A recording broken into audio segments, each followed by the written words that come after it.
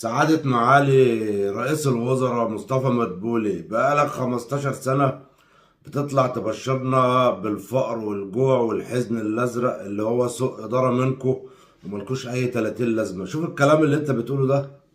عدد كبير من الخبراء الدوليين بيحذر ان احنا من الوارد جدا ان احنا نشهد مرة اخرى موجة تضخم كبيرة، وهيبقى يصحبها ركود اقتصادي عالمي. فبالتالي دي كلها محاذير. النهاردة حتى صندوق النقد الدولي نفسه حذر من هذا الامر، والمؤسسات الاقتصادية الدولية بتحذر. وبالتالي احنا كلنا امام مشهد يعني مضطرب، عنوانه ان النهاردة كل دولة هتعمل على كيفية الصمود.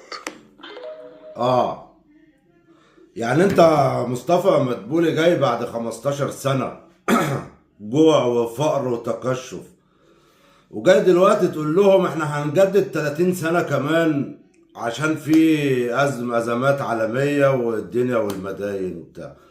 يعني انتوا بقالكوا 15 سنة بتشتغلونا وبتشتغلوا لنفسكم يعني بتشتغلوا على نفسكم، قصور فارهة، سيارات فارهة، المازات فارهة، شاليهات فارهة، ثروات فارهة، حسابات بنكية فارهة، مروقين نفسكم برفانات رفيهة فارهة. ما احنا ما انتوا لخبطونا. وجاي دلوقتي تقول لي احنا داخلين على أزمة جديدة، والعالم كله داخل على أزمة. العالم مش داخل على أزمة ولا أي حاجة خالص. مفيش أزمة إلا في مصر، وانتوا اللي صانعينها، انتوا اللي بتصنعوا الأزمات. انت يا مصطفى مدبولي هتحاسب على حاجات كتير وقت ما هتيجي وقت، اصل الحساب بيجي مفيش فيه محل.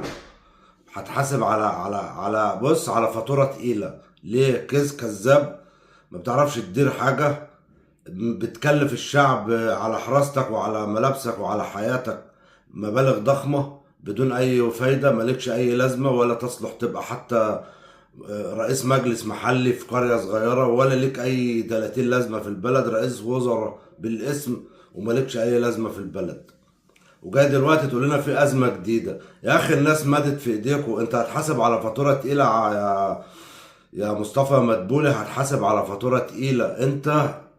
انت هتحاسب على فاتورة تقيلة. فيديوهات اللي انت كل اللي انت بتطلع تكذب فيها موجودة، ووقت الحساب هتحاسب.